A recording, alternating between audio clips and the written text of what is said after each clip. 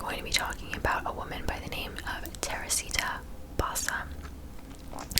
And we'll just get into it. So I'm going to give you a little bit of background information on her like I usually do, but again, not as much to go off of because there was very limited information about her as far as her background goes. But so she was born in the Philippines in 1929, long time ago.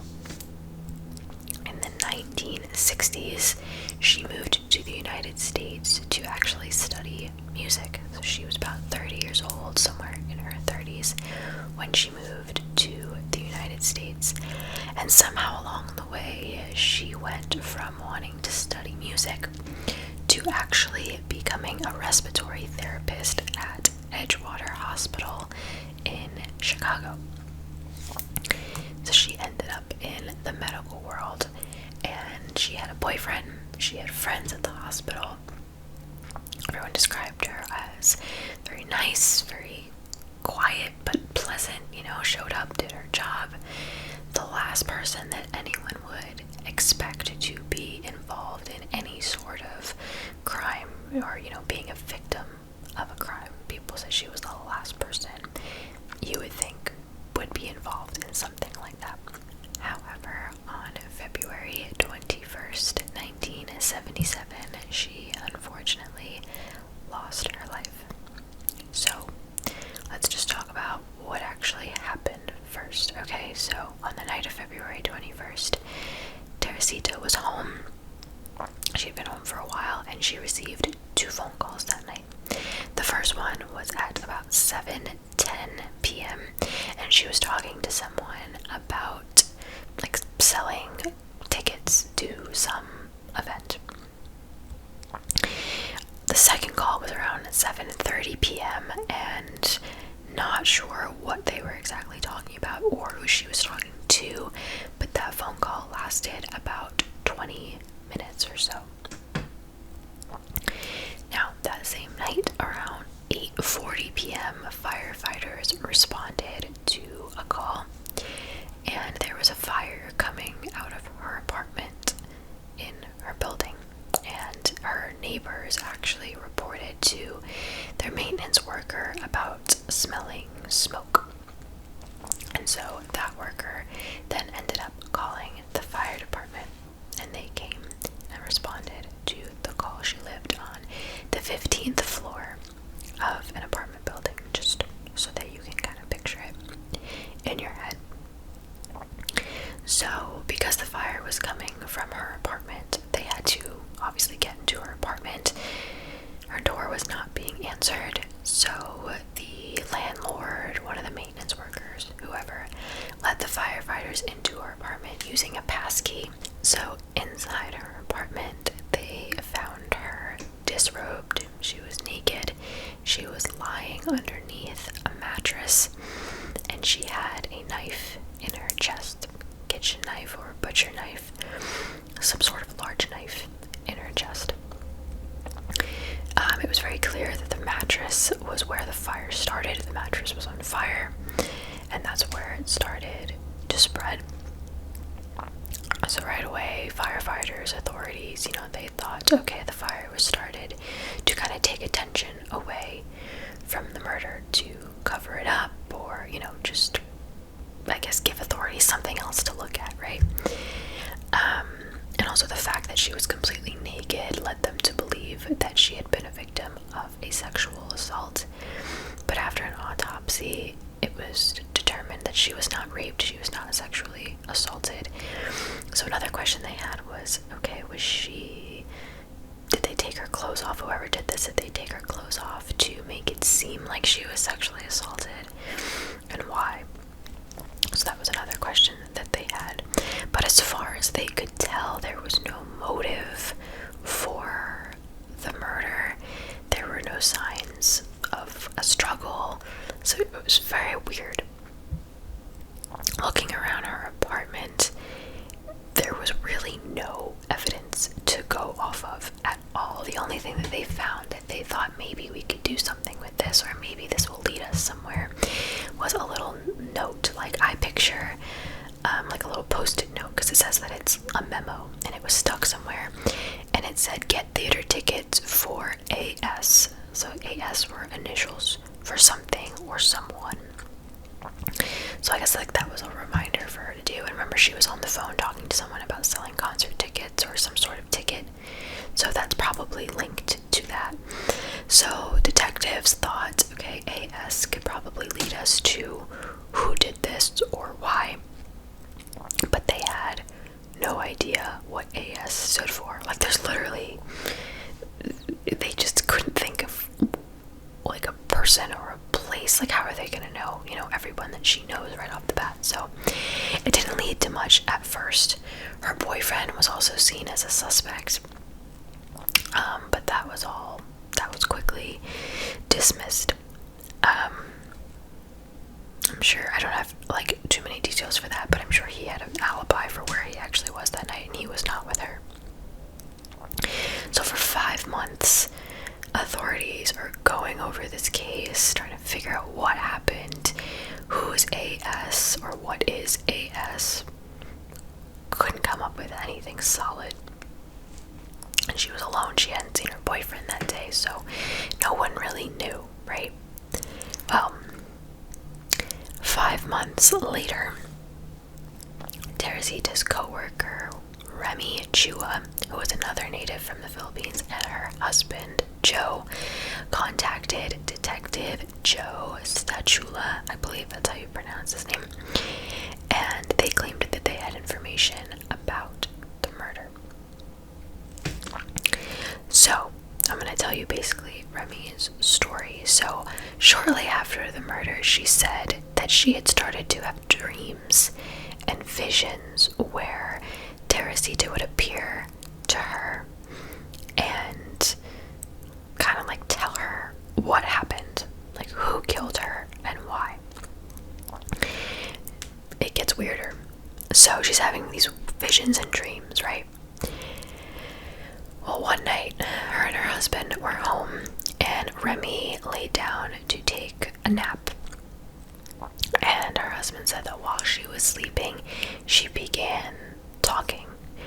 But as she was talking, it wasn't her voice. It was a random voice that was completely different. Like, he knew, like, that's not my wife's voice. And the voice told him that it was Teresita. And she began talking to the husband, telling him what happened, and she told him who murdered her. And she said it was a man named Alan Showery. So it went on to say, to tell the husband, Remy's husband, that Alan was an orderly at the hospital that they worked at. And she told him what happened, and she urged him to go to the police with this information. And when Remy woke up, she had no recollection of this. She had no memory of speaking in her sleep, no memory of having dreams, like nothing. There was no recollection at all. So at first, Joe, Remy's husband, decided not to go to the police. He was like, this isn't solid evidence. I'm gonna look stupid if I go and tell them my wife had a dream or my wife was talking in her sleep. So at first, he did not go to the authorities.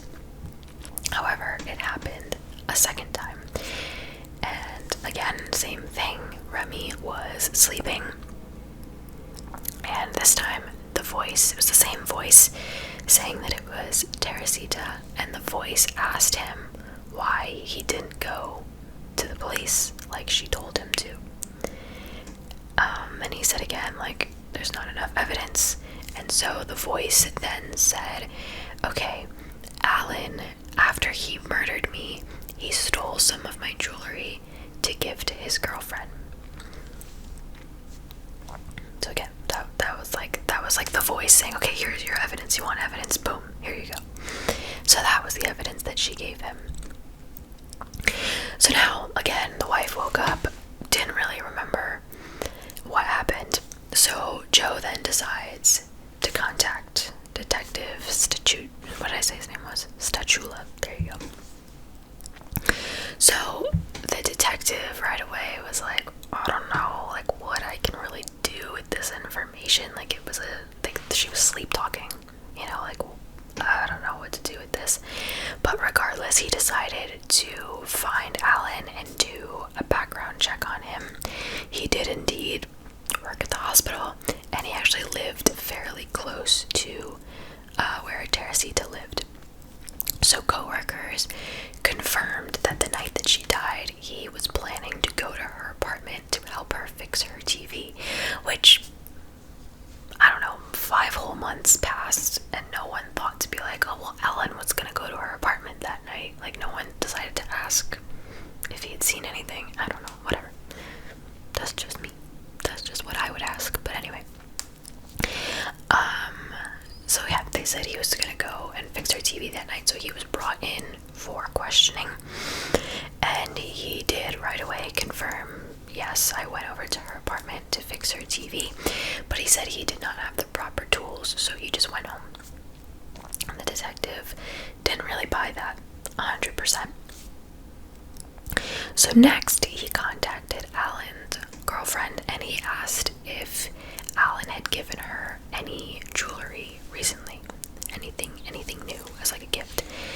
And she said that he had, and that he gave her the jewelry as like a late Christmas gift, which was like 2 whole months later, but whatever. Anyway, so she said, yeah, he did give me jewelry, and she agreed to let Teresita's friends and family look at the jewelry. And sure enough, there were 2 items that did belong to her. They confirmed that they were hers. It was a pearl ring and a pendant. So the detectives brought Alan back in, confronted him with all this evidence, and right away he confessed to everything. And some people think maybe he was so freaked out, like, how would anyone know that I took her jewelry? Like, how did the detective know to ask my girlfriend XYZ? So some people think that he was so freaked out by this that he just like confessed right away. But maybe he also just wanted to get off his chest, I don't know. But he did confess to the murder, and he explained step by step what actually happened that night. So he said that he did go to her apartment to fix the TV, and he said after he left, he planned to go back and rob her. So he says he showed up again, she let him in, and when she turned around to lock her door, he grabbed her from behind and attacked her with the knife, you know, took off her clothes. And he did say that he took off her clothes to make it look like a sexual crime, which I don't know why. Like, I was trying to think about like what difference would that have made either way. Like, and I don't mean that in an insensitive way, but if your plan was to kill her and you killed her, I don't know, what do you guys think? Like, let me know what your theories would be. Why do you think he would try to make it, like, he staged it to look like she was sexually assaulted? And I'm not sure why that would be, but anyway. And then he took her mattress from her bedroom, laid it on top of her, and lit it on fire. But despite confessing to it all, he still pled guilty to the crime at first. And then there was something with, there was like a mistrial of some sort, and there was an issue with the jury. And so I don't really have the details on that too much, but I know that there was an issue and there was a mistrial. And then after that, then he decided to plead guilty because his attorney or his lawyer just said, like, don't chance it again, just plead guilty. So he did. He pled guilty on February 23rd, 1979, so 2 years later. And he only received a 14-year sentence.